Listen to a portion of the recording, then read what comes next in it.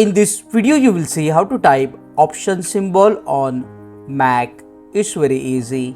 On your MacBook keyboard, press and hold the control key, then press and hold the command key and press spacebar to open this window. Usually you will see this small window. In this window, click on the header and then click on this symbol to expand. Now you will not be able to find this symbol directly. So to find this symbol, you need to click here on the three dots. Go to customize list and scroll down until you see this option technical symbols. Click on it and then click on done.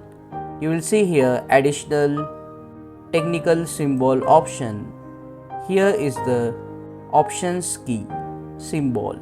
You just have to double click on it and the symbol will be inserted in the document. Click on that like button, comment below and let me know if this video solved your problem. And don't forget to check out this video if you want to type command key on document. See you again in the next one.